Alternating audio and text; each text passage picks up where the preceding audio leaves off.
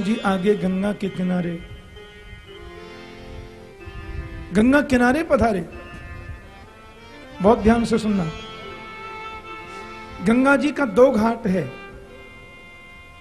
एक घाट पर तो गंगा जी एकदम क्या बोलते हैं, किनारे को छू करके बह रही हैं, और दूसरी तरफ के घाट में गंगा जी काफी खाली जगह पड़ी है। ऐसा गंगा जी के 2 घाट हैं। और परले घाट पर एक केवट नाव लेकर के नौका में बैठा है, और भगवान राम इस घाट पर कमर पे हाथ धर के खड़े हैं। ये रामायण का बड़ा विचित्र पात्र है केवट। राम जी आकर के खड़े हो गए और केवट को पुकार रहे हैं, अरे आओ भैया, नाव लेके आओ।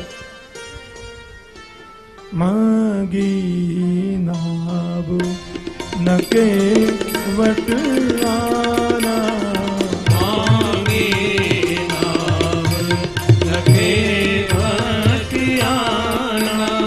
कहाँ है तुम्हारे मरम में जाना, वही तुम्हारे मरम में जाना।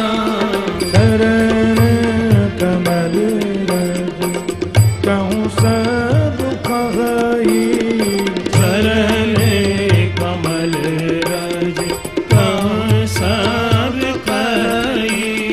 मानुष करनी पूरी कछुआई, मानुष करने पूरी कछुआई। मांगी नाम न केवट आना, मांगी नाव न केवट आना। अब यह प्रश्न होता है कि भगवान ने केवट से मांगा क्यों? जो दुनिया को देता है, जो उदार है, ऐसो को उदार जग माही, बिनु सेवा जो द्रवहि दीन पर राम सरिस को नाई। उदार मना जो सर्वस्व देते हैं, वो आज गंगा के घाट पर आकर के मांग रहे हैं, क्यों? सरजू के घाट पर यह घटना घटती तो बात समझ में आती, मांग सकते हैं। यमुना के घाट पर यह घटना घटती तो समझ में आती, गंगा घाट पर मांग क्यों रहे हैं? संतों ने आदेश किया, ये केवट जो है वो निष्काम भक्त है, और गंगा जी जो है वो भक्ति स्वरूपा है, और भक्ति के निष्काम घाट पर जो बैठा है, जिसके मन में भगवान से भी मांगने की कोई इच्छा नहीं होती, उसको निष्कामी बोलते हैं। और जहां मांगने की अभिलाषा भक्त के मन में है ही नहीं, वहां भक्ति के घाट पर भक्त भगवान से नहीं मांगता, बल्कि भगवान भक्त से मांगते हैं। भगवान ही भक्त से मांगा करते हैं, इसलिए भगवान ने मांगा। और दूसरी बात, न केवट आना, कोई और केवट नहीं, तुम ही चाहिए, तुम्हारी ही नाव चाहिए। इसका तात्पर्य है, निष्कामी भक्त मुझे प्रभु को बहुत प्रिय लगते हैं, इसलिए निष्काम भक्त का तो भगवान स्मरण स्वयं करते हैं। इसलिए वो कहते हैं कि तुम नाव को लेकर के आओ। निष्काम भक्ति के तट पर तो परमात्मा मांगता ही है। और फिर कहते हैं कि भाई केवट नहीं आ रहा है, नहीं बोल रहा है, वो तो दूसरी पार पे गंगा जी में नौका में एक पैर पर दूसरे पैर को धर के बैठा है। राम की ओर देखा भी नहीं, देख भी लिया तो न प्रणाम किया न खड़ा हुआ। और राम जी धूप में खड़े, कमर पे हाथ धर के, आजा भैया नौका ले आ। अरे ये नहीं आ रहा है तो कोई और मंगा लेते हैं। बोले नहीं, मुझे यही चाहिए। भक्त ही प्रभु को प्रिय लगता है। जब राम ने बहुत आग्रह किया तो कहता है मैं नहीं आता। राम जी बोले क्यों? बोले तुम्हारे मर्म में जाना, मैं तुम्हारे मर्म को जानता हूं। मास दिवस कर दिवस भा मर्म ने जाना कोय, 1 महीने का दिन हो गया, इस मर्म को कोई समझ नहीं पाया। अंगूठा टेक केवट बोलता है मैं तुम्हारे मर्म को जानता हूं। आगे वाल्मीकि मुनि के यहाँ राम जी जब जाएंगे तो वाल्मीकि मुनि राघव से बोलते हैं कौन जान ही मर्म तुम्हारा, तुम्हारे मर्म को कोई नहीं जानता है। और ये अंगूठा टेक केवट बोलता है कहे तुम्हारे मर्म में जाना। रावण हरण करने से पहले माता जानकी जी अग्नि में प्रवेश कर गईं। छाया की जानकी आ गई, अदला बदली हो गई और वहां लिखा लक्ष्मण हूं यह मर्म न जाना। भगवान शेष लक्ष्मण भी मर्म को नहीं जान पाए और नौका पर बैठे बैठे केवट कहते हैं कहा है तुम्हारे मर्म में जाना, मैं तुम्हारे मर्म को जानता हूं। राम जी बोले भैया कौन सा मर्म जानता है, क्या प्रॉब्लम है, तुम लेकर के आते क्यों नहीं, नाव लाओ हम इतनी देर से खड़े हैं। बोले छुअत सिला भई नारी सुहाई। छुअत मर्म क्या है बता रहा है।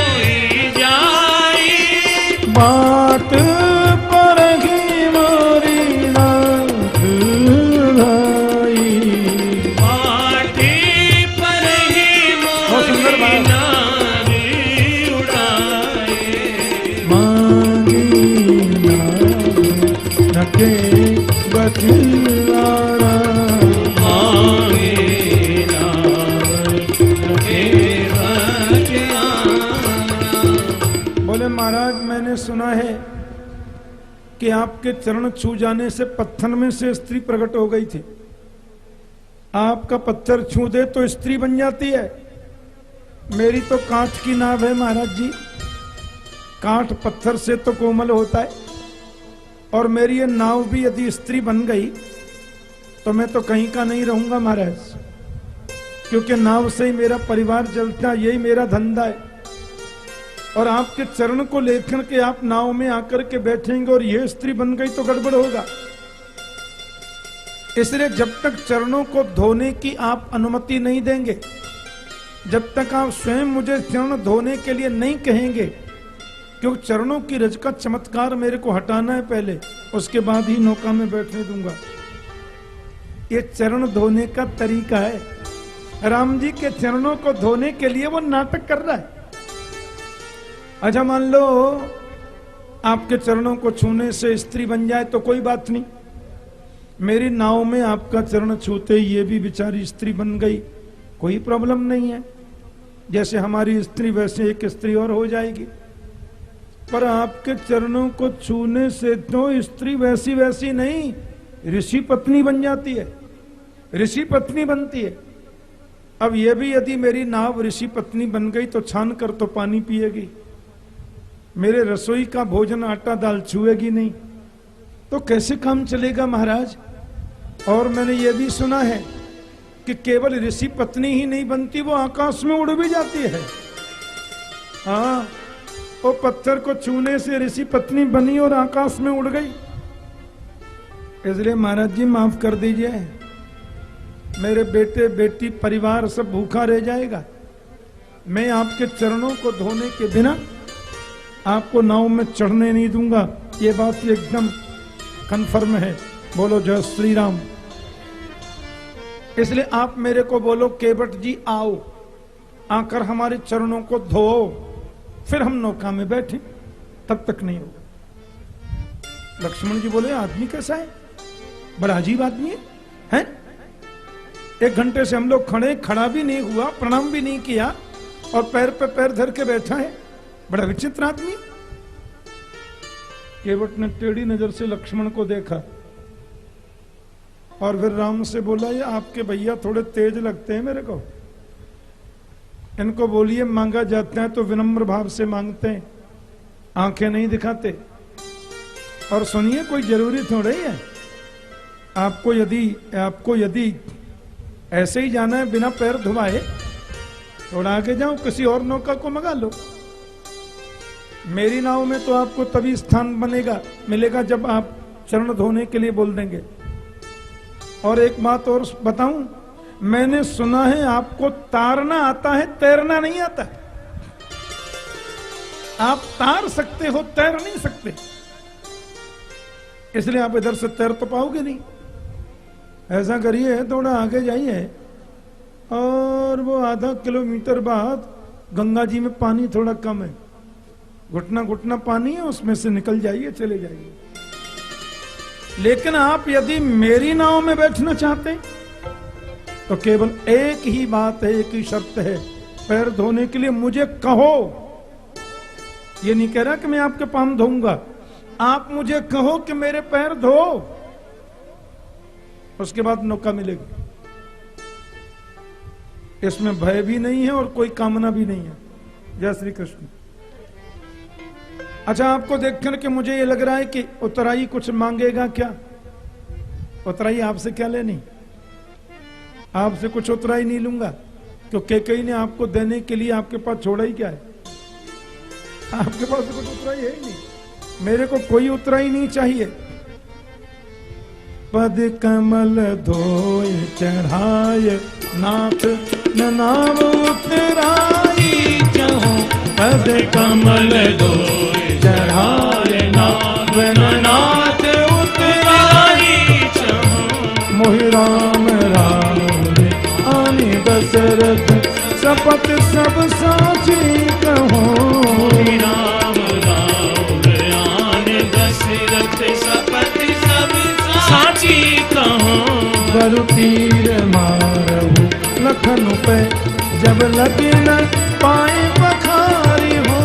बरु तीर मारहु लखन पे जब लगे न पाए पखारी हो। तब लगे न तुलसीदास ना कृपाल पार उतारे हो। जब लगे न तुलसीदास ना तब लगी न तुलसीदास ना कृपाल पार उतारे हो। मुझे उतराई नहीं चाहिए, लेकिन चरणों को धोए बगैर मैं आपको चढ़ने नहीं दूंगा। और मैं दशरथ जी की सौगंध खा के कहता हूं प्रभु। लक्ष्मण जी ने तुरंत अपने बाण को निकाल लिया तरकस में से। बोले, आदमी हद कर रहा है, सभ्यता है नहीं, शिष्टता है नहीं, प्रणाम नमस्कार है नहीं। अब हमारे पिताजी तक पहुंच गए और पिताजी के सौगंध खा के कह रहा है, दशरथ के सौगंध खा के कहना है कि बिना बिना बिना पैर धोए में चढ़ने नहीं दूंगा। बड़ा अजीब आदमी है। आहा, लक्ष्मण ने जैसी तरकस में से बाण निकाला, लक्ष्मण शेषा बता रहे हैं, वो बैठे ही बैठे बात कर रहा है, उसको डर भी नहीं लगा। और पैर पर पैर धर के हिलाते हुए बोला, सुनिए, आपका जो गोरा गोरा भाई है बड़ा तेज लगता मेरे को।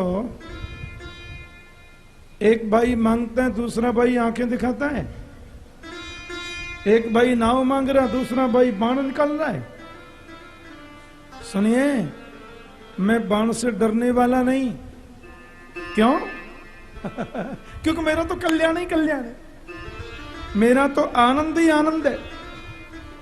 लक्ष्मण मुझे मार देंगे, मेरा तो कल्याण हो जाएगा, आनंद मिलेगा। क्योंकि लक्ष्मण जब मुझे मार देंगे ना आपकी आंखों के सामने, तो आपकी झांकी को देखते देखते मेरे प्राण निकल जाएंगे। मेरी तो हो गई मुक्ति महाराज। लक्ष्मण मार दे इसकी परवाह नहीं है। और सुनिए, मैंने सुना है कोई पक्षी गंगा के इस तट से दूसरे तट तक उड़कर चला जाए, ऐसा लिखा है। इस घाट से उस घाट तक कोई पक्षी उड़कर के चला जाए तो मरने पर उसकी मुक्ति होती है। मैं तो दिन में कम से कम 50 बार गंगा के इस घाट से उस घाट तक आता हूं। तो एक तो मैं गंगा के घाट पर इधर से उधर जाता हूं, दूसरे गंगा जल का पान करता हूं, तीसरे गंगा जी के किनारे आपकी आंखों के सामने लखन भैया मुझे मार देंगे बाण से, और मैं यदि मर गया तो मेरा जन्म तो जरूर रघुकुल में ही अवतरित होऊंगा मैं तो। अरे पक्षी ऐसे ऐसे पार उतर जाए तो उसकी मुक्ति हो जाती है, तो मैं तो इतने दिन से हूं लक्ष्मण के हाथों से। महाराज रघुकुल में ही मेरा जन्म होने वाला है, रघुवंश में ही मैं कोई न कोई बन करके आऊंगा, फिर तो महाराज कोई चिंता की बात नहीं है। और मान लीजिए ऐसा नहीं हो मैं मर भी जाऊं, लक्ष्मण के बाण से वो बाण बार बार दिखा रहे ना, और मैं यदि मर गया तो मेरी पत्नी रोते रोते आपके चरणों में आएगी, और चरणों में आकर के जब बहुत रोएगी तो आप मेरी शव यात्रा में भी चलेंगे, और मेरी शव यात्रा में चलेंगे, पत्नी बच्चों को देखकर आपको दया आएगी, तो फिर मेरा अग्नि संस्कार भी आपके ही हाथों हो जाएगा राघव। मेरा तो कल्याण ही कल्याण है, इसलिए मैं बिल्कुल डरने वाला नहीं हूं। उसकी बातें सुनकर लक्ष्मण ने अपने तीर को अंदर कर दिया। बोले भैया यहां ताकत दिखाने की जरूरत नहीं है, काल के बाण को भी जो वापस लौटा दे उसी का नाम है निष्काम भक्ति। काल के बाण को भी वापस भेजने की जिसमें सामर्थ्य है उसे निष्काम भक्ति कहते हैं। भगवान राम ने कहा भैया एक काम करो, तू आजा भैया, आकर के हमारे पैर धो ले। तो सुन के मत के बैन प्रेम लपेटे अटपटे, बिहसे करुणा ऐन, चितय जानकी लखन तनु। अभी वो बैठा ही है, खड़ा भी नहीं हुआ, प्रणाम भी नहीं किया। केवट के वचनों को सुनकर के राम जी खिलखिला के हंस गए, और अयोध्या से आने के बाद आज राघव पहली बार जोर से हंसे हैं। बोलो जय श्री राम। प्रेम लपेटे अटपटे, इस केवट के जो वचन हैं प्रेम में लपेटे हुए और बड़े अटपटे हैं, बड़े विचित्र हैं, इसलिए बिहसे करुणा एन, बिहसे का मतलब है जोर से हंस गए। बोले अच्छा अब तू आजा भैया, हमारे चरणों को धो ले, पर हमको बिठा के पार तो लगा दे। और लिखा है चितय जानकी लखन तनु, जानकी और लक्ष्मण की ओर देख करके राम जी हंसे। जानकी लक्ष्मण की ओर देखकर क्यों हंसे? इसलिए हंसे देवी आपके पिता ने इतना बड़ा यज्ञ किया, हजारों लोगों को बारात में बुलाया, इतना बड़ा दहेज दिया, सोने की थाली सोने के लोटा में जल पात्र लेकर के आए, इतनी सब व्यवस्थाएं करी, तो भी हमारे एक अंगूठे को शादी में धोया, और ये आदमी बिना किसी व्यवस्था के दोनों पैर धो लेगा। बोलो जय श्री राम। अब तू कुछ नहीं कर पाएगी देवी। या फिर लक्ष्मण को देखकर के इसलिए भी हंसे कि तुम जब बचपन में थे तो लक्ष्मण जी सोते थे ना, कैसे पता है? राम जी का इधर मुंह है तो लक्ष्मण जी का मुंह राम के चरणों की ओर रहता, और लक्ष्मण जी को नींद कब आती इतने से लक्ष्मण को कि राम के चरणों के अंगूठे को अपने मुंह में लेके लक्ष्मण जी सोते थे, और जरा भी अंगूठा इधर उधर हो जाए तो लक्ष्मण जोर जोर से रोने लग जाते थे। बोले भैया एक अंगूठा पाने के लिए तू कितना रोता था, ये भला आदमी दोनों पैर धो लेगा और तू कुछ नहीं कर सकता। बोलो जय श्री राम। या तो लक्ष्मण जी की ओर देख करके भगवान इसलिए भी हंसे होंगे, संतों के भाव है।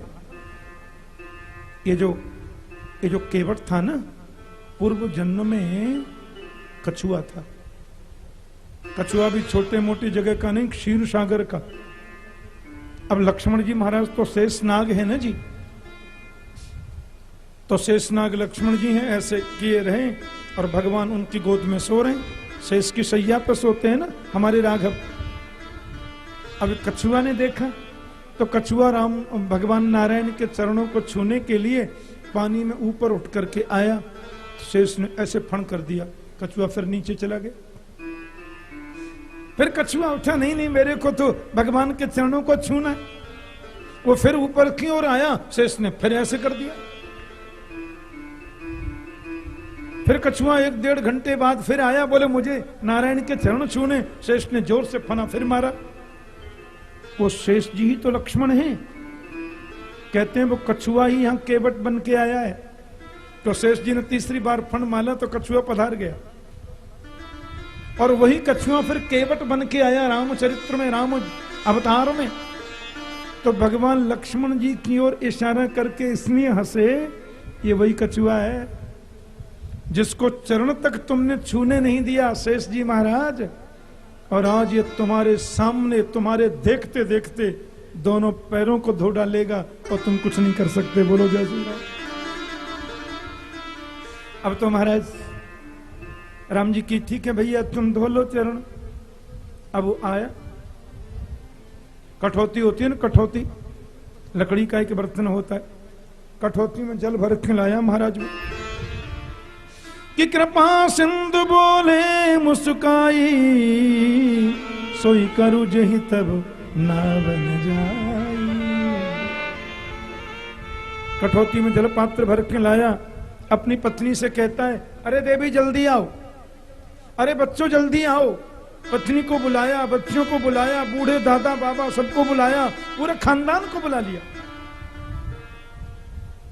और कठौती में जल भर के लाया। भगवान राघव से बोला आइए। अब राम जी एक पैर कठौती में बर्तन में रखने लगे, बोल नहीं दोनों रखिए, दोनों चरण रखिए। जानकी लक्ष्मण दोनों देख रहे हैं। अब लकड़ी की कठौती ऐसे नीचे से गोल जैसी है, उसमें दोनों पैर रखने लगे तो राम जी गिरने लगे। कठौती ऐसे ऐसे हिलती है। अरे भाई तू क्या कर रहा है, ऐसे तो हम गिर जाएंगे। केवट बोला बिल्कुल नहीं गिरोगे भगवान, ऐसा करो अपने दोनों हाथों से मेरे सिर को पकड़ लो। बोलो जय श्री राम। मैं गिरने नहीं दूंगा, दोनों हाथों से मेरे सिर को पकड़ लीजिए, फिर गिरने का मतलब ही नहीं है। लक्ष्मण जी बोले अब तो हद हो गई। राम जी इशारे से समझाइए, सब कुछ करा लेगा जबरदस्ती और तू कुछ नहीं कर सकता। बोलो जय श्री राम। दोनों पैर कठौती में रखकर केवट ने उनके सिर को पकड़ लिया, राम जी ने सिर पकड़ लिया। अब बड़े प्रेम से धो रहा है, बड़े अनुराग से धो रहा है। राम जी बोले पूरा हो गया भैया, रहने दो ना। बोले नहीं प्रभु अभी कहाँ हुआ पूरा, अभी थोड़ा धुल जाने दीजिए। बार बार धोता है, बार बार आंखों से लगाता, बार बार मुख में डालता, चरण धोए कि अति आनंद उमगे अनुरागा, चरण सरोज पखारने लागा। भगवान के चरणों को पखार रहा है। अब जब चरण धो लिए, राम जी बोले अब हम नौका में बैठे। बोले अभी कैसे प्रभु, रुकिए आप, ठीक है क्या कर सकते हैं। अब उस चरणामृत जल को ले जाके अपनी कुटिया में छींटा, आंखों से लगाया, बच्चों से कहा सब लाइन में खड़े हो जाओ, दादा बाबाओं से बोला लाइन में खड़े हो जाओ, ये अवसर नहीं मिलता। सबको भगवान का चरणामृत दे रहा है। राम जी बोले भैया अब कितनी देर लगेगी। बोले बस प्रभु हो गया। आहा, और उसने चरण सब किए कि बरस सुमन सुर सकल सिहाई, यही सम पुण्य पुंज को नाई। देवता लोग फूलों की वर्षा कर रहे हैं और मन में सोच रहे हैं इस केवट के समान बड़भागी कौन होगा। राघव को कितने स्नेह से चरण वंदन किए। उसने तो तर्पण श्रद्धांजलि सब दे दी पूर्वजों को। आज मेरा परिवार खानदान तर गया। अब माता जानकी जी को बिठाए, लक्ष्मण जी को बिठाए, राम जी को बिठाने लगे तो गोद में उठा करके राघव को बिठाया उसने। बिठा दिया। अब नौका चल रही है।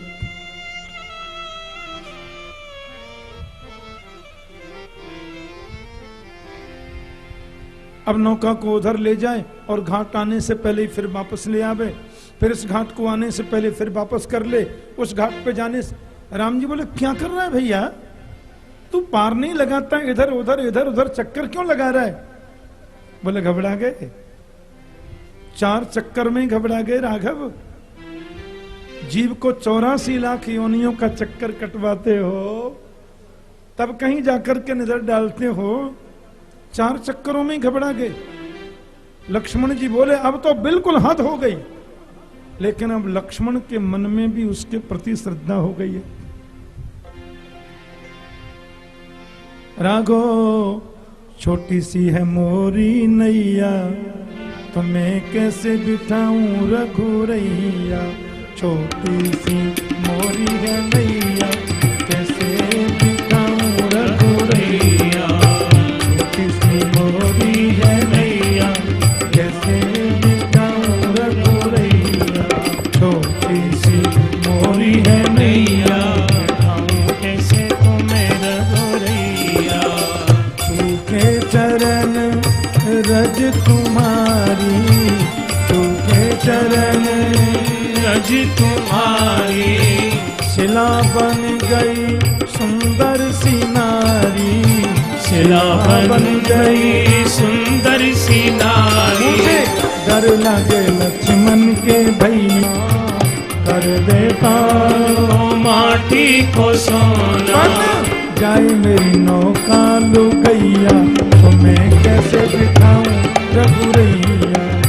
छोटी सी मोरी है नैया, बिठाऊं कैसे रघुरैया। छोटी सी मोरी है नैया, बिठाऊं कैसे रघुरैया।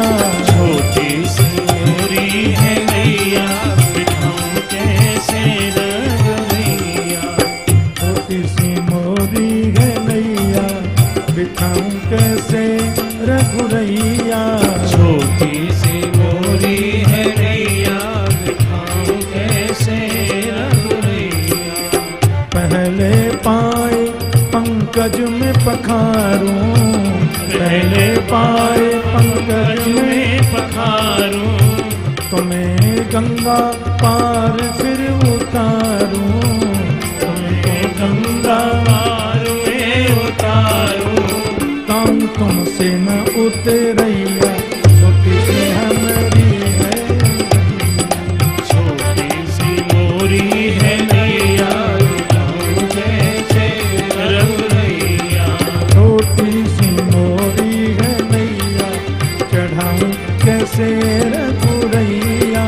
छोटी सी मोरी है नैया, हरि बोल, कैसे रघुरैया। छोटी सी मोरी है नैया, उठाऊं कैसे रघुरैया। छोटी सी मोरी है नैया, उठाऊं कैसे रघुरैया।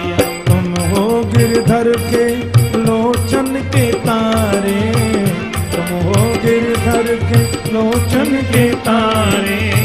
काम चला लो कौशल्या के प्यारे, राम लला लो कौशल्या के प्यारे। मेरी बिगड़ी सुधारो हे रमैया, कैसे रघुरैया। बिगड़ी बनाओ रघुरैया, बिठाऊं कैसे रघुरैया। छोटी सी मोरी है नैया, बिठाऊं कैसे रघुरैया। छोटी सी मोरी है नैया, बिठाऊं कैसे रघुरैया। छोटी सी मोरी है नैया, बिठाऊं कैसे रघुरैया। छोटी सी मोरी है नैया, बिठाऊं कैसे रघुरैया। राघव छोटी सी मोरी है नैया, बिठाऊं कैसे रघुरैया। छोटी सी मोरी है नैया, बिठाऊं कैसे रघुरैया। पार लगा दिया। भगवान राम के मन में थोड़ा विचार आया, इस बेचारे ने कितने भाव से चरण धोए, कितने प्रेम से इसने पार लगाया। राम जी को लगा कि मैंने इसको कुछ दिया नहीं, इसे कुछ देना तो चाहिए। लेकिन भगवान राम की मुद्रा को माता जानकी ने देख लिया। धर्म पत्नी है ना, आंखों को पढ़ लिया। तो पिया सी पिया की सिया जान निहारी, मन मुदरी मन मुदित उतारी। राघव के हिय की जानने वाली प्रियतमा जानकी जी उन्होंने तुरंत अपनी मुद्रिका उतार करके राघव को दे दी। ये दे दीजिए, मुद्रिका दी। ये मुद्रिका वही है जो मुख दिखामनी में दशरथ जी ने उनको प्रदान की थी, राम के हाथों दिलवाई थी। दशरथ ने मुद्रिका बनाकर राम को दी। बोलो मुंह दिखामनी में जानकी को प्रदान कर दो। उस मुद्रिका में राम नाम लिखा था। ये दे दीजिए। और राघव ने जैसी वो मुद्रिका केवट को देनी चाहिए, वो स्वामी जी लिखते हैं कि राघव ने जैसे ही स्नेह भाव से कहा, लो भैया उतराई ले लो, तो कहे वो कृपाल ले हो उतराई, केवट चरण गहे अकुलाई। राम जी जब मुद्रिका देने लगे तो ये आदमी अकुला गया। अकुला का मतलब बहुत ज्यादा एकदम उसमें आ गया, अकुलाने लगा और चरणों में धड़ाम से गिर पड़ा। ये क्या कर रहे हैं मेरे राघव, ये क्या कर रहे हो मेरे प्रभु, इसकी आवश्यकता नहीं है। और जो मुझे मिला है ना, वो तो बड़े बड़ों को नहीं मिलता है। कि नाथ आज में काहन पावा, मिटे दोष दुख दारिद्र दाहा। आज मुझे क्या नहीं मिल गया, चरणों को धोने का अवसर मिला, राघव की झांकी को देखने का अवसर मिला, चरणों को छूने का स्पर्श करने का अवसर मिला, और सबसे बड़ी बात मेरे राम जी को पार उतारने का अवसर मिला। ये सब नहीं चाहिए। नहीं नहीं भगवान ऐसा मत कीजिए। विकल हो गया, तड़पने लगा। निष्काम भक्त है, मांगने की आकांक्षा तो दिल में उमड़ती ही नहीं कभी। राम जी का नहीं, तुमने पार लगाया, इसलिए कुछ तो देना चाहिए था। केवट फिर अपने रंग में आ गया। बड़ा उन्मत्त भक्त है, बड़ा मस्त भक्त है। बोले मैं अपनी बिरादरी वालों से नहीं लेता। लक्ष्मण जी बोले बिरादरी, ये क्या बोलता है? नाई से नाई नहीं लेता, धोबी से धोबी नहीं लेता, पंडित से पंडित नहीं लेता, तो केवट से केवट क्यों लेगा? बोलो जय श्री राम। राम जी बोले तुम कहना क्या चाहते हो? बोले देना है तो सिर्फ एक दे दीजिए। आज आप मेरे घाट पर आए तो मैंने आपको पार लगाया, जब मैं आपके घाट पर आऊं तो आप मुझे पार लगा देना राघव। और मन की कोई अभिलाषा नहीं है। ये सुवर्ण की मुद्रा की आवश्यकता नहीं है। राम जी के चरण 3 जगह धोए गए रामायण में। एक जगह महाराज जनक ने धोए, सोने का पात्र, सोने की थाली, सोने का लोटा, राम है दुल्हा और चरण धोने वाला है राजा। दूसरी जगह केवट ने धोए, राम है बनवासी, धोने वाला है केवट निषाद, और पात्र है लकड़ी का, और पात्र से धोए। और तीसरी बार राम के चरणों को धोया शबरी ने। राम है उदासी, शबरी है बनवासी, और न पानी है न पात्र है न लोटा है। बोलो जय श्री राम। चरणों को नीचे हाथ लगाकर आंखों के आंसुओं से राम के चरणों को धोया। शबरी ने 3 जगह राम के चरण धोए गए, पार लगा दिया और बोले प्रभु वनवास का कार्यकाल पूरा हो जाए तो मुझे याद करना।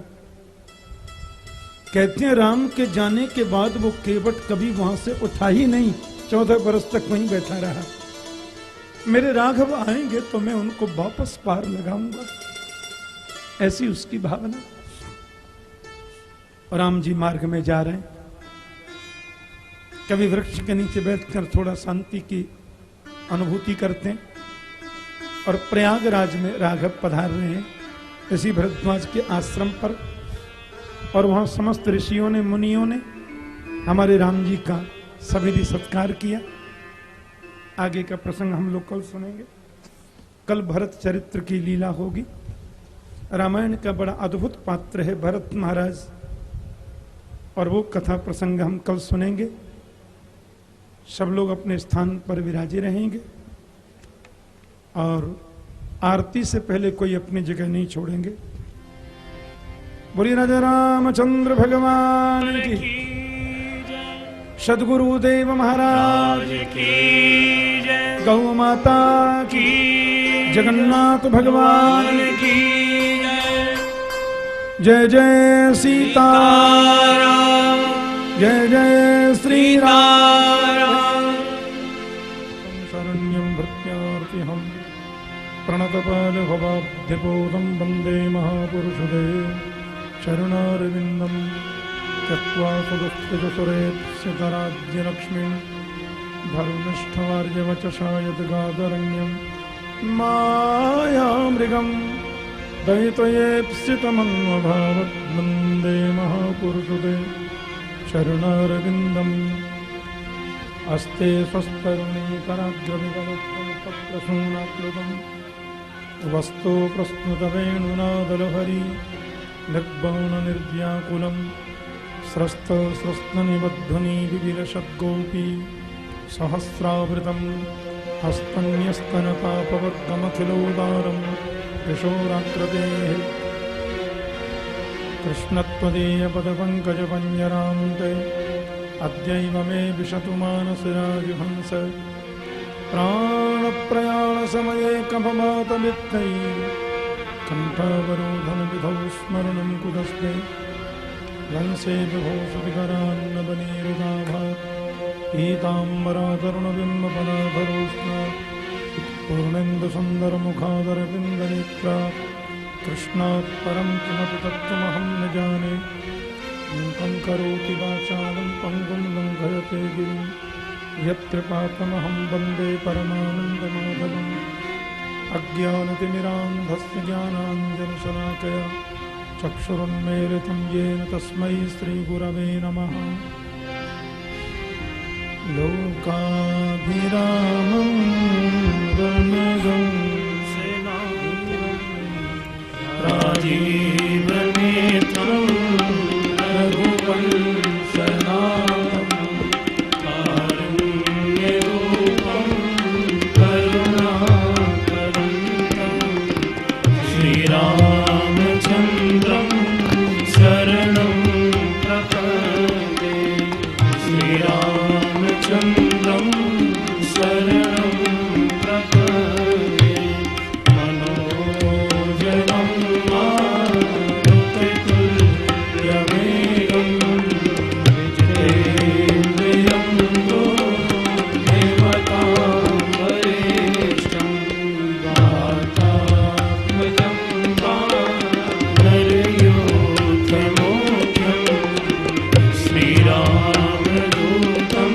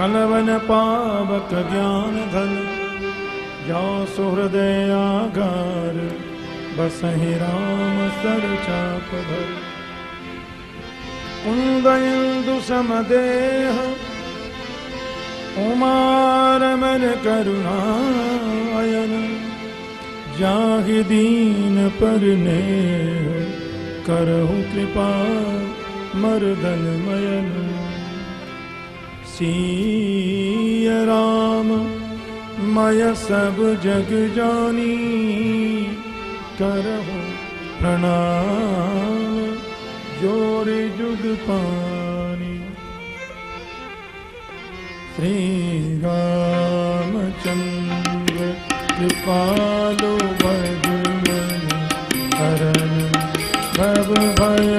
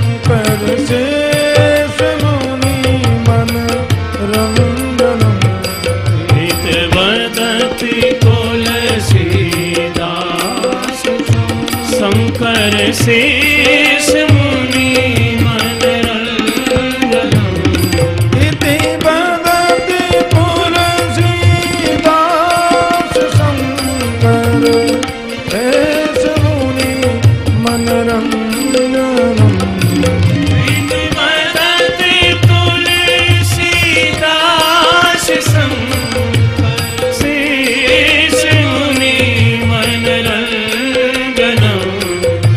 महे गए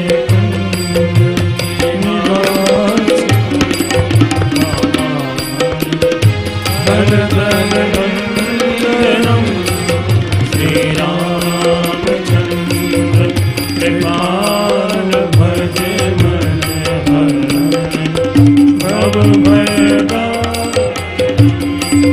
श्री राम जय जय राम श्री राम जय जय राम श्री राम जय जय राम।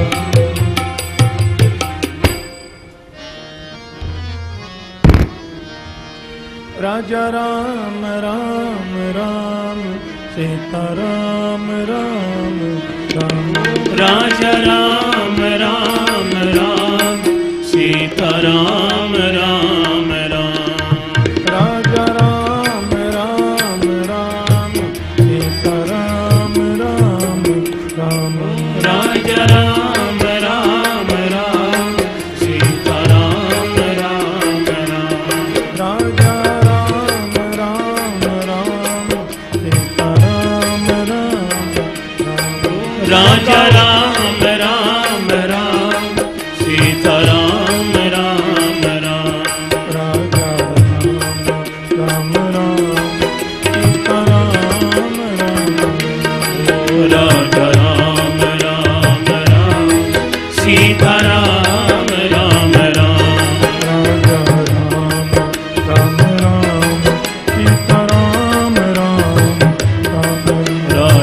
राजा राम राम राम सीता राम राम राम राजा राम राम राम सीता राम राम राम राजा राम राम राम सीता राम राम राम राजा राम राम राम सीता राम राम राम राजा राम राम राम सीता राम राम राजा राम राम राम सीता राम राम राम राजा राम राम राम सीता राम राम राजा राम राम राम सीता राम राम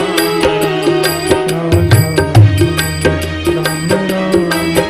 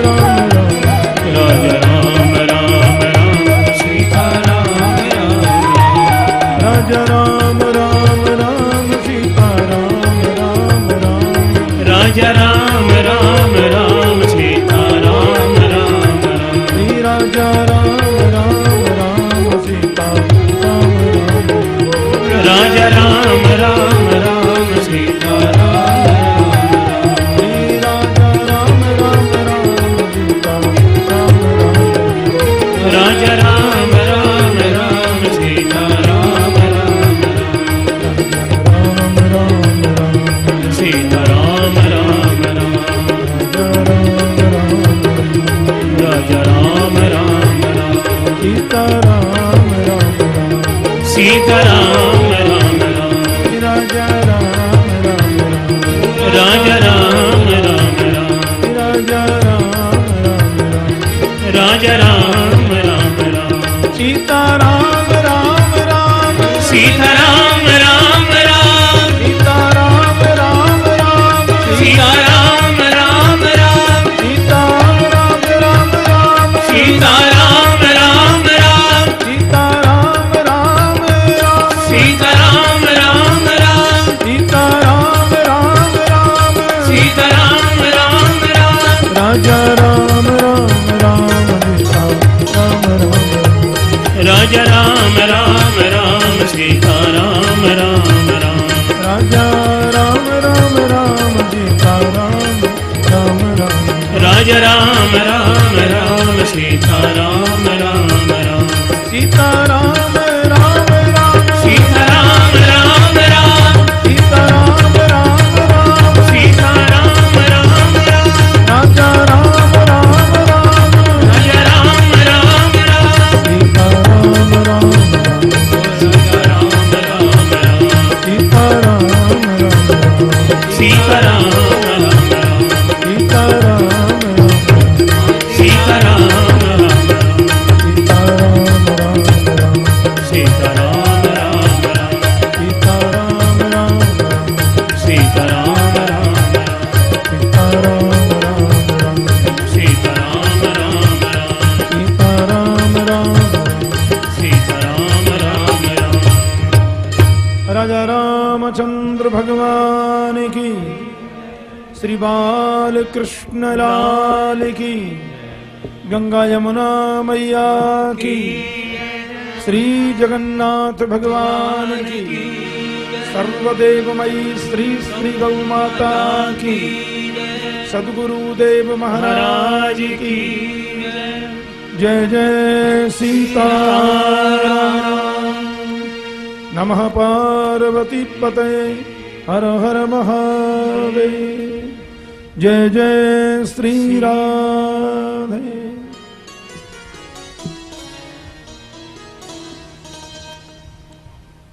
परम कारुणिक भक्त हृदयेश्वर रघुकुल कमल दिवाकर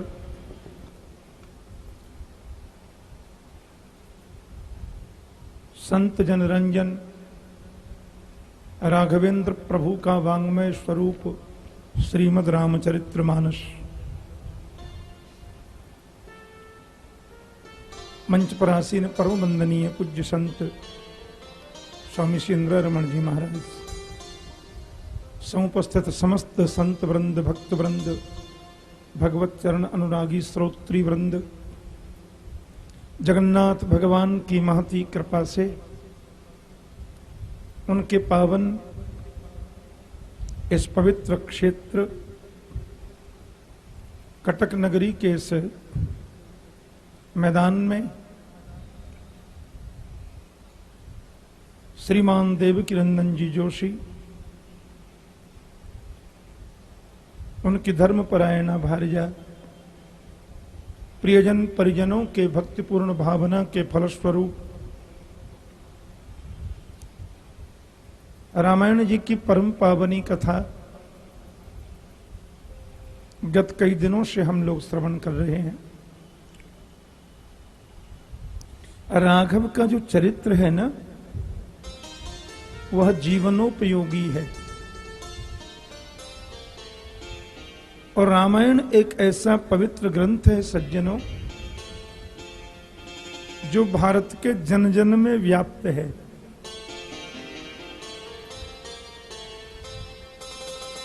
गांव गांव में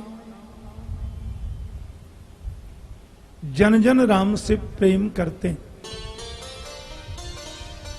हमारे यहाँ गांव में भी एक दूसरे से मिलते हैं तो बोलते हैं राम राम जी। राजस्थान में कहते हैं राम राम सा।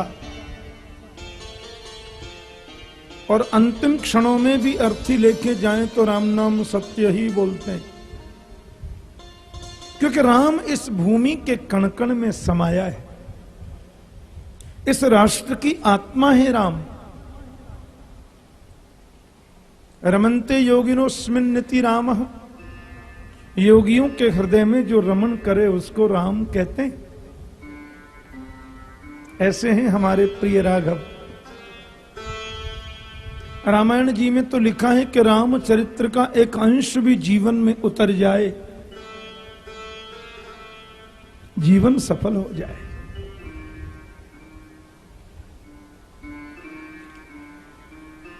केवट देखता रहा, राघव जा रहे हैं।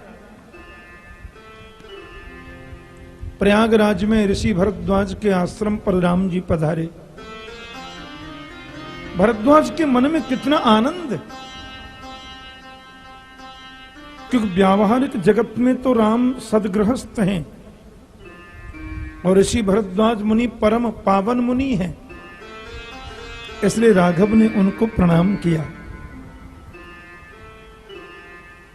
ऋषि जन सब जानते हैं, सब कुछ विदित है।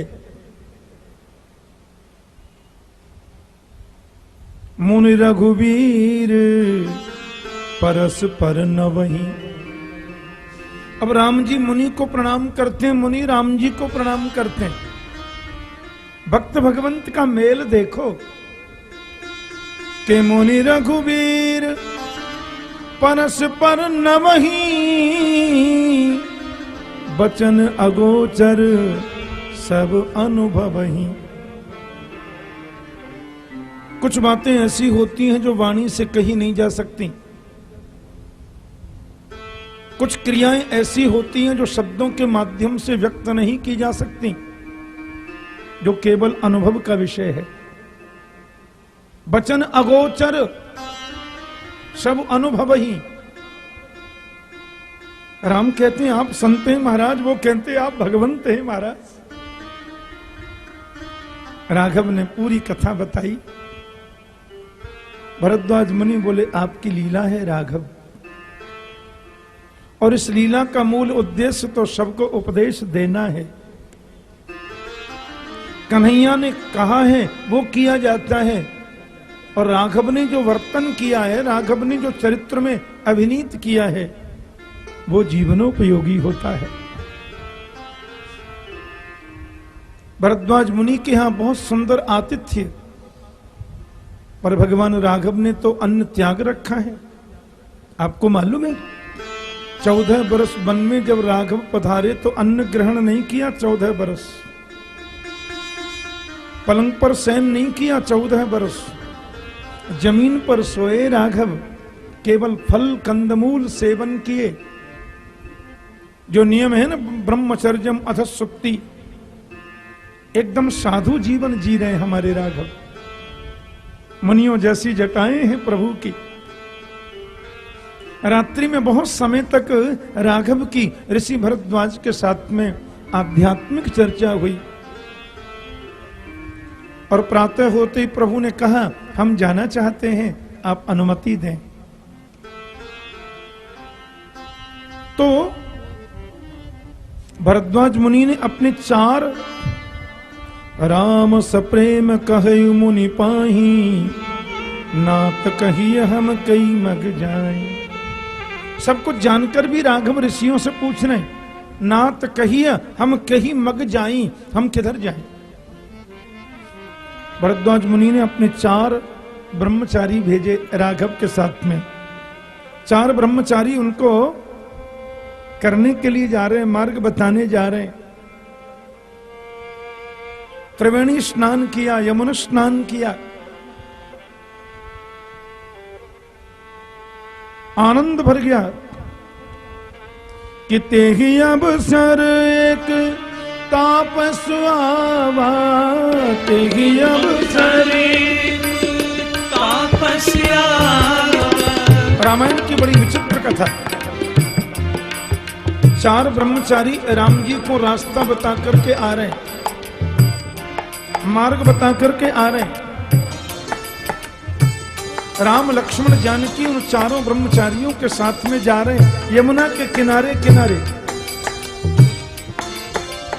एक बड़ा विचित्र कोई ब्रह्मचारी एक और आ गया। तेहि अवसर तापस एक आवा, तेहि अवसर तापस आवा। तेज पुंज लघु बयस सुहावा, तेज पुंज लघु बयस सुहावा। तेज पुंज लघु बयस सुहावा। तेज पुंज लघु बयस सुहावा। कभी अलखित गति बेसु विरागी, कभी अलिखित गति वेश विरागी। मन क्रम बचन राम अनुरागी, मन क्रम बचन राम अनुरागी। मन क्रम बचन राम अनुरागी। मन क्रम बचन राम अनुरागी। एक छोटी उम्र का ब्रह्मचारी, तेज पुंज लघु वयस सुहावा। छोटी जिसकी उम्र है, बड़ा तेजस्वी जिसका मुखारविंद है, वो आ गया वहीं पे। और देखने में लगता मन कर्म वचन राम अनुरागी, जो मन से वचन से कर्म से राम के चरण कमलों का अनुरागी है। बोला कुछ नहीं, आकर के राम को प्रणाम किया और राम जी ने उसको गले लगाया, प्रेमाश्रुओं से सिर भिगो दिया। दोनों के गले लग करके मिले और वो चला गया। अब लोग कहते हैं ये कौन था? तेज पुंज लघु वयस सुहावा, ये है कौन? कोई कहते हैं हनुमान जी आ गए होंगे। बोले हनुमान जी तो अभी राम जी को मिलेंगे, हनुमंत तो नहीं है। तो कहते हैं कोई और ऋषि होगा कोई। एक संत कहते हैं ये साक्षात गोस्वामी तुलसीदास जी थे। बोलो जय श्री राम। बोले महाराज ये लीला तो चल रही है त्रेता में, और तुलसीदास जी हुए अभी 500 वर्ष पहले कलयुग में। तुलसी बाबा का मिलना कैसे हुआ? को तो कहते हैं देखो चिंतन की बड़ी ख्याति है, चिंतन की बड़ी महिमा है, और चिंतन के माध्यम से हम अपने शरीर को अपने मानसिक रूप से आध्यात्मिक जगत में कहीं भी प्रवेश कर सकते हैं। कहते हैं गोस्वामी जी महाराज, राजापुर है ना चित्रकूट के पास में एक जगह राजापुर, प्रयागराज और चित्रकूट के बीच में एक क्षेत्र पड़ता है। गोस्वामी तुलसीदास जी की जन्मभूमि बोलते हैं उसे। तो कहते हैं गोस्वामी जी कुछ समय के लिए वहां भी यमुना किनारे बैठकर रामायण जी को लिख रहे थे। राजापुर में यमुना जी हैं। तो रामायण लिखते लिखते गोस्वामी जी को लगा कि राम जी के साथ में ब्रह्मचारी चल रहे हैं और प्रयागराज से श्री राघव सीधे चित्रकूट की ओर प्रस्थान कर रहे हैं, और वहीं बैठकर के गोस्वामी जी लिख रहे थे रामायण जी। तो उनको लगा कैसा अच्छा होता यदि मैं भी उन ब्रह्मचारियों के साथ में राम की सन्निधि पा लेता। तो मानसिक रूप से गोस्वामी तुलसीदास जी उस रामचरित्र को वर्तमान में ले आए और अपने आप को ब्रह्मचारी के रूप में राम जी के चरणों में समर्पित करके और 2 मिनट में वापस आ गए। बोलो जय श्री राम। चिंतनात्मक रीति से ऐसा होना अशक्य असंभव नहीं है। आप कटक में बैठे लेकिन चिंतन आपका पक्का है तो आप वृंदावन में पहुंच सकते हैं। हाँ, आपका चिंतन यदि पक्का है तो आप अभी सोच सकते हो बद्रीनाथ में अभी बर्फ पड़ रही है, बड़ी ठंडी है, अभी पट खुलने वाले हैं, कैसा होता मैं भी यदि बद्रीनाथ में इस समय विद्यमान रहता। तो मानसिक रूप से आप क्यों नहीं पहुंच सकते?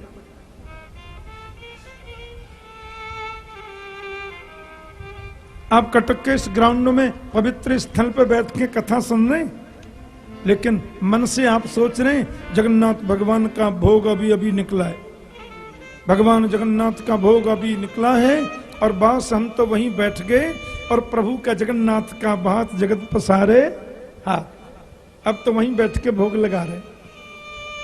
तो मानसिक रूप से परमात्मा की किसी भी लीला को जो लाखों वर्ष पहले हुई हो, हम उसको मानसिक संकल्प के द्वारा वर्तमान में लाकर अपनी प्रविष्टि उसमें करा सकते हैं, और ये बिल्कुल अशक्य नहीं है, बिल्कुल असंभव नहीं है।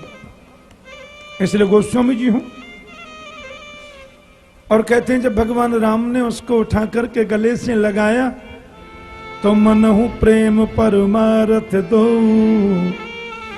मिलन धरे तन कह सबको। ऐसा लगता है कि साक्षात प्रेम और परमार्थ, प्रेम रूप है मेरे परमात्मा राघव और परमार्थ रूप है वो ब्रह्मचारी। ऐसा लगता है कि प्रेम और परमार्थ दोनों प्रत्यक्ष रूप लेकर आए हों और मिलकर के चले गए हों।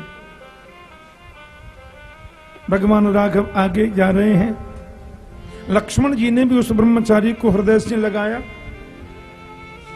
मार्ग में जगह जगह जंगल में वास करने वाले जो भील आदि हैं, उनकी स्त्रियां दौड़ी दौड़ी आती हैं, राघव का दर्शन करती हैं, दोनों की झांकी को देख करके मन में विचारोत्पन्न होते हैं और भगवान राघव को देखकर कहती हैं देखो कितने सुकुमार हैं और कैसी धूप में यहाँ अकेले कहाँ जा रहे हैं। इनको देखने पर लगता है कि ये कोई साधारण महापुरुष तो नहीं है। ऐसी स्त्रियां आपस में बात करती, मेरे राघव उनके अभिवादन को स्वीकार करते, माता जानकी उनका अभिनंदन लेकर आगे बढ़ रहे हैं।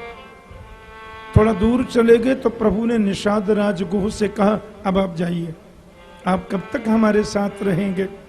निषाद राज ने कहा नहीं भगवान, मैं आपकी चरण वंदना करूंगा, आपकी सेवा लखन भैया के साथ में मिलके करूंगा। राम ने कहा आदेश मानना चाहिए। इसलिए प्रभु ने निषाद राज गुह को वापस भेज दिया और यहां से आगे राम लक्ष्मण जा रहे हैं। गोस्वामी जी कहते हैं कि देवता लोग मार्ग में पुष्पों की वृष्टि करते हैं। किया धरा तो देवताओं का ही है, देवताओं की इच्छा न होती तो राम का वनवास क्यों होता? लेकिन देवताओं की इस इच्छा में बहुत बड़ा परमार्थ छुपा है, बहुत बड़े लोक कल्याण की भावना छुपी है। और यदि लोक कल्याण की भावना किसी कार्य से सुसंपन्न होती हो तो उसमें थोड़ा प्रतिकार भाव भी कोई मन में रखे तो दोष नहीं लगता। बोलो जय श्री राम। इसलिए देवता लोग चल रहे हैं। आगे एक वृक्ष के नीचे भगवान राम लक्ष्मण दोनों विराजमान हो गए। अब पास के किसी छोटे से जंगल के गांव की रहने वाली माताएं दूसरे वृक्ष के नीचे बैठी हैं। पुरुष लोगों ने देखा कोई राजकुमार लगते हैं देखने में, तो वहां जंगल में निवास करने वाले लोग राम लक्ष्मण के पास आकर के बैठ गए और माता जानकी जी उन जंगल में रहने वाली माताओं के महिलाओं के पास में वृक्ष नीचे बैठी हैं। अब तो महाराज माताओं के सत्संग चर्चा चलने लग गई, बस पूछो मत। मैंने कल कहा था ना कि हमारी मातृशक्ति में यह सामर्थ्य है, एक तो इनका परिचय बहुत जल्दी होता है, पर दो चार माताएं जहां विराजमान हो जाएं वहां सत्संग इनका प्रारंभ हो जाता है। अब वो माताएं बार बार जानकी जी को प्रणाम करती हैं, आप कहां से पधारी हैं, आप कहां से आई हैं, आपका बड़ा सुकुमार वदन है और ऐसे कंकरील जगह में, करील के कांटों भरे ऐसे क्षेत्र में आप क्यों आए हैं, किस लिए, ऐसे वो बातें कर रही हैं। आहा, माता जानकी जी ने सब घटनाएं उनको स्नेह में मुस्कुरा करके बता दी। एक माता ने कहा देखो आप तो हमको कोई देवी लगती हैं, कोई बहुत बड़ी यशस्विनी लगती हैं, अब देखो हम तो अनपढ़ हैं, गंवार हैं, जंगल में रहने वाली नारी हैं, फिर भी एक आपसे प्रश्न करना है, आपसे कुछ प्रश्न पूछना है। माता जानकी ने कहा वनवास में आने के बाद ये पहला कोई सत्संग मिला है मुझे, प्रश्न करेंगी ये। माता जानकी जी भी प्रसन्न होकर के बोली पूछो क्या पूछना है। हाँ, क्योंकि जनक महाराज की बेटी है। जोग भोग मह राखेउ गोई, राम बिलोकत प्रगटेउ सोई।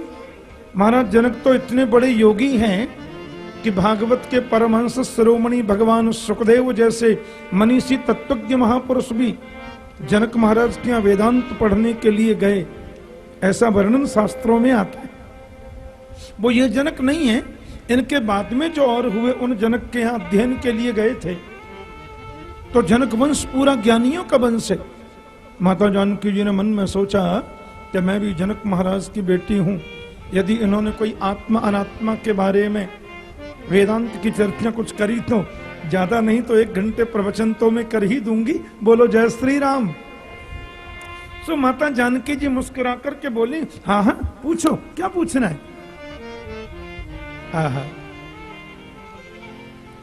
बोले देखो बुरा मत मानना, हम पूछना चाहती हैं। माता ने कहा पूछो ना क्या पूछना है। एक बोली देखो जी बात यह कि अब हमको तो पूछना भी इतने ढंग से नहीं आता, कहीं पूछने में कोई शब्द ऐसा निकल जाए तो तुम ये मत कहना कि क्या पूछ रही हो तुम। माता जी बोली बिना किसी संकोच के तुम पूछो कि कोटि मनोज लजा बनिहारे, सुमुखी कहो या आगे तुम्हारे। करोड़ों कामदेव को लजाने वाला जिनका सौंदर्य है, वो वृक्ष के नीचे हमारे पुरुषों के साथ में जो सांवले सलोने बैठे हैं, ये आपके क्या लगते हैं? आप बताओ ना।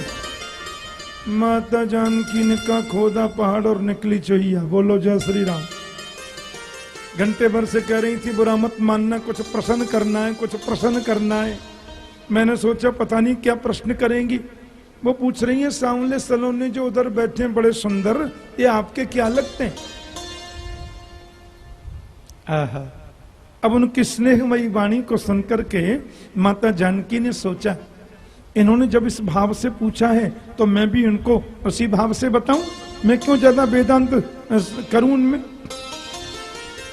बोले देखो अच्छी बात पूछी तुमने।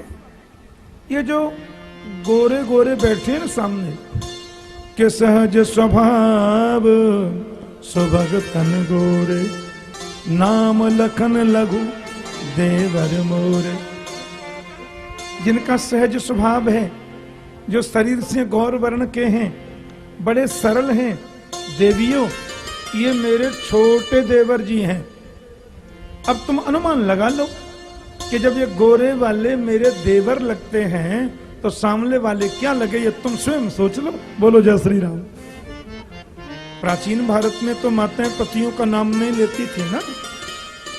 पत्नी कहती थी सुनते हो, पति कहते थे सुनती हो, इसी में काम चलता था। लेकिन फिर स्पष्ट कर दिया माता जी ने कि बहोरी बदन विभुवंचल ढाकी, पियतन चितय भों करी बाकी, कि खंजन मंजू तेरे छे नयननी, निज पति कहे तेने सिय सैननी। अपने सैनों के माध्यम से बता दिया कि ये जो है सांवले, ये हमारे वो हैं। बोलो जय श्री राम। अब वो का मतलब तो हम लोग सब जानते ही हैं। ऐसी सुंदर वार्ताएं करती हैं ताकि उनको ये न लगे कि कोई राजघराने की बेटी है, उनको ये न लगे कि कोई बहुत बड़े परिवार की ये बहू है। सहजता का तात्पर्य क्या है? सहजता का तात्पर्य है कि जिन लोगों में तुम बैठो उन लोगों को ये लगने लगे कि तुम उनमें से ही कोई हो। यही मतलब होता है। कथा का भी ये मतलब होता है। कोई कितना ही बड़ा विद्वान हो जाए, कितना ही बड़ा ज्ञानी हो जाए, एक आदमी ने कहा बड़ी जोर की कथा हो रही थी महाराज, बड़ी लच्छेदार कथा कही थी। हाँ, अलंकार पर अलंकार पर अलंकार पर अलंकार लगा रहे थे महाराज। मैंने कहा कथा हुई पर तुमने समझा क्या? बोले समझो मैं तो कुछ आया नहीं पर आनंद खूब आ रहा था। बोलो जय श्री राम। अरे आनंद का क्या कारण जब तुम समझा ही नहीं तो वक्ता का भी तात्पर्य ये है कि कथा को इतने सहज भाव में कहे, इतनी सरल और सरस वाणी से कहे कि सबके गले उतर जाए, सबके दिमाग में उतर जाए, वही वक्ता श्रेष्ठ माना जाता है।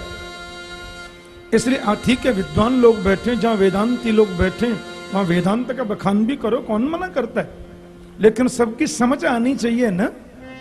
अब हम बहुत बड़े राजघराने के बेटे हैं, राजपुरुष हैं, राजमहिषी हैं, राजमाता हैं, तो क्या छोटों से अपन वार्ता नहीं करें? उन्हें गले लगाना है, उनको स्नेह देना है, उनको सम्मान देना है। अति सप्रेम सिय पाहि परि बहुविध देहि आशीष, सदा सुहागिन हो तुम जब लगी मही अहिशीष।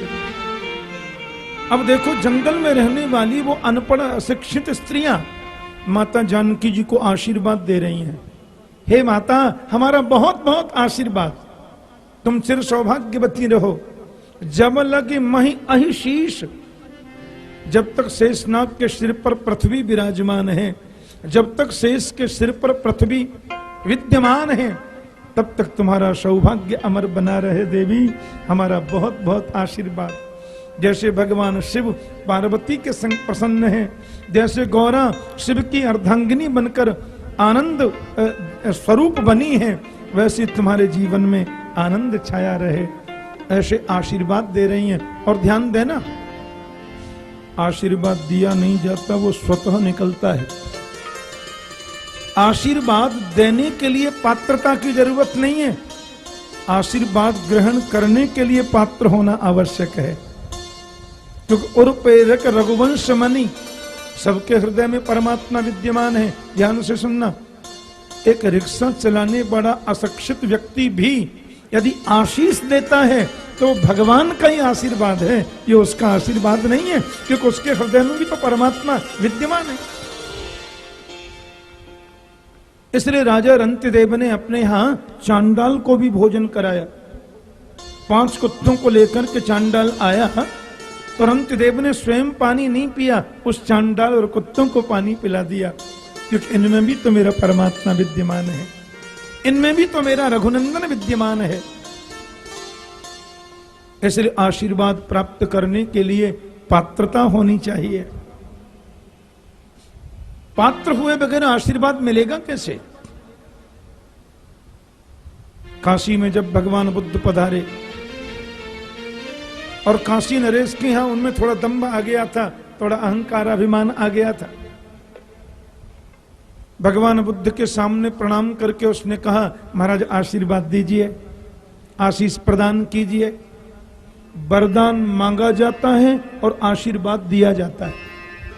आशीर्वाद मांगा नहीं जाता, मांगते तो हम वरदान हैं, पर आशीष तो स्वतः दिल से निकलता है। भगवान बुद्ध ने कहा आशीर्वाद तो देंगे, पहले कमंडल में भिक्षा लाओ। वो अंदर से खीर लाया भिक्षा देने के लिए। बोले महाराज कमंडल में तो कीचड़ भरा हुआ है, अब कीचड़ भरे हुए कमंडल में हम खीर की भिक्षा कैसे दें? कमंडल को तो साफ करो।